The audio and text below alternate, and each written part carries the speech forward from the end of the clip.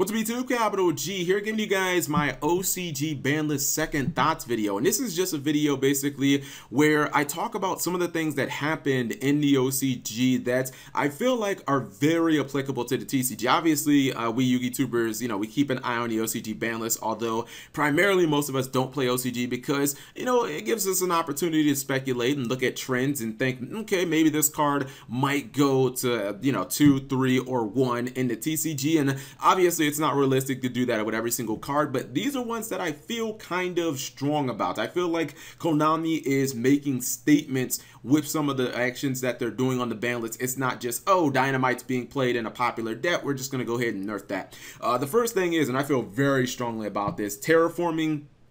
I feel like terraforming is on its way out of the game. I know that actually sounds pretty crazy because if you'd have told me a few years ago, like, terraforming would be one of the cards that, would be banned very soon, I'd have been like, what? Although, I guess 3 years is kind of a while, but you guys get what I'm saying. Terraforming obviously is not as powerful as some of the other cards that have been banned recently, whether it be the OCG cards like Masterpiece or in the TCG, I'm trying to think of a card that's just incredibly powerful that got recently banned in the TCG. Well, Vanity's Emptiness would definitely fit, but I think what terraforming ultimately does, and I actually don't think that this is a situation like Book of Moon or Bottomless Trap Hole in the TCG. Those cards got banned because in the TCG, Konami doesn't like for everybody to play 3 of everything. Upstart Goblin, another example. Everyone in the meta decides, I'm going to play 3 of it. Konami's like, all right, play some fucking different cards. I think this is a situation where Konami looks at this card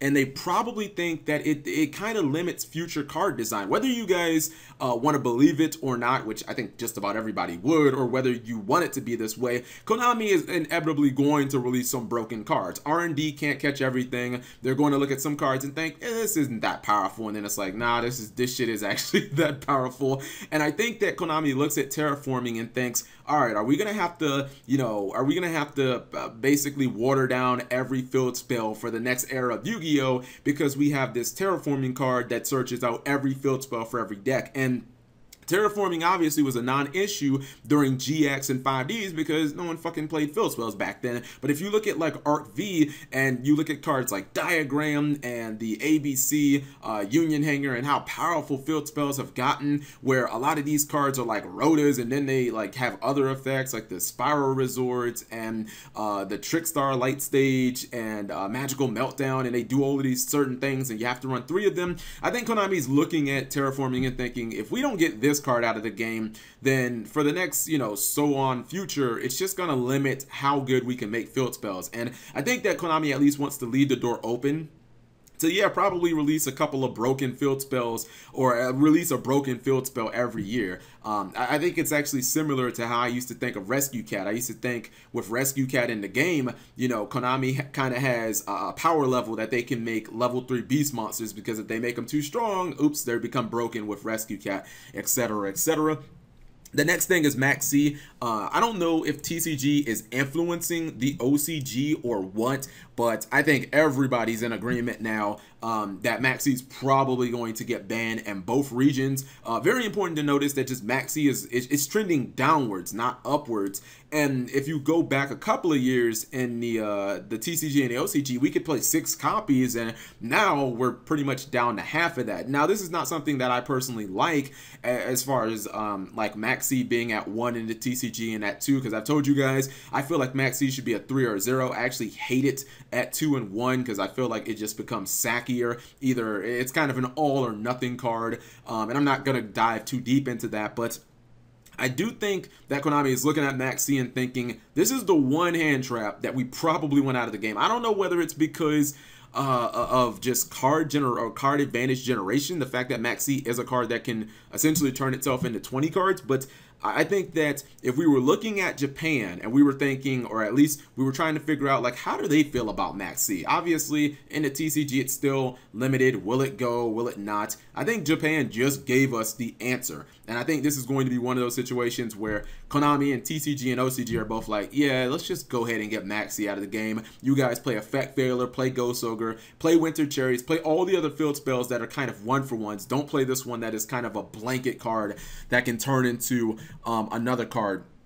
Whoopsie, I didn't mean to completely back out. Another thing that I kind of think that we're heading towards is Spiral being arguably, well, I don't want to go tier 0. It's very difficult to predict tier 0, but Spiral being the best deck in the game, I think 100% it's going to happen in the OCG. Actually, my buddy GCD was like, he thinks that there might be a Spiral emergency ban list, maybe before the Link Vrains pack comes out, and every deck, you know, under the sun gets their own Link monster. But if you look at the OCG, right?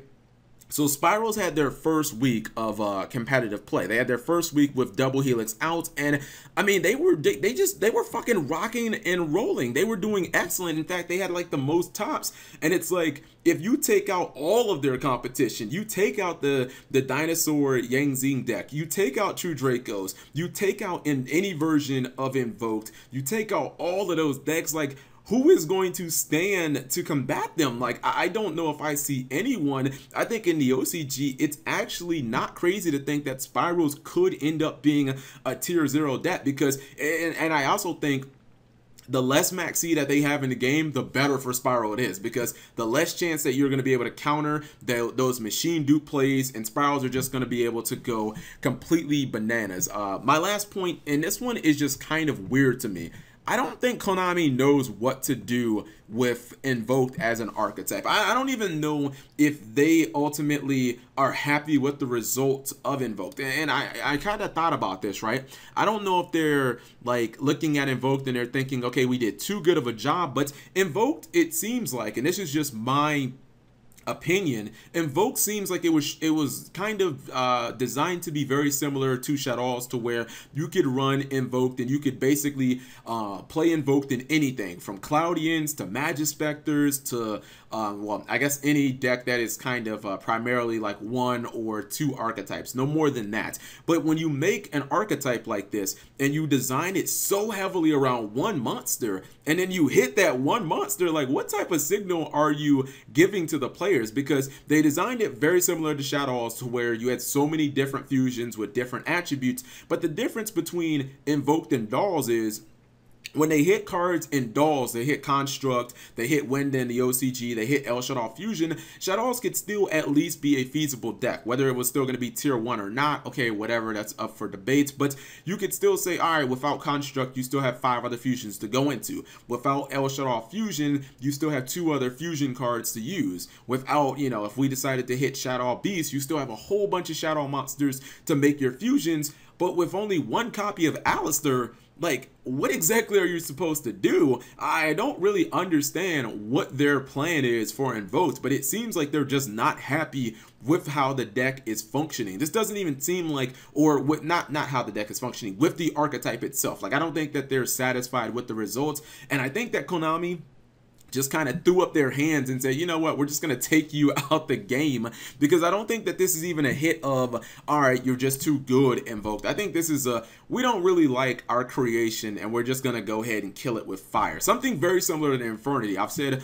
multiple times, I think Konami designed Infernity, and then when they created it and they realized it was good, they were like, we fucking hate this deck. I think Konami themselves don't even like their own creation. And Infernity, I don't think that Invoked is nearly that level, because you can see the hate for Infernity with all the hits on the ban list. But I just think it's really weird when you make an archetype that revolves around 1 monster so heavily, and then you go ahead and hit that monster. It's just a really weird message. And I actually wonder if this is going to translate to the TCG, because that would just kind of say like Konami as a whole just hates Invoked. But what do you guys think? Are there some things that you guys think are definitely going to translate? Because obviously there was a ton of speculation amongst other cards, Card of Demise needing to get banned and other things in the OCG, but these are things that I think actually translate kind of both ways, TCG and OCG. I think that eventually Terraforming is going to find itself on the ban list. I feel the same about Maxi,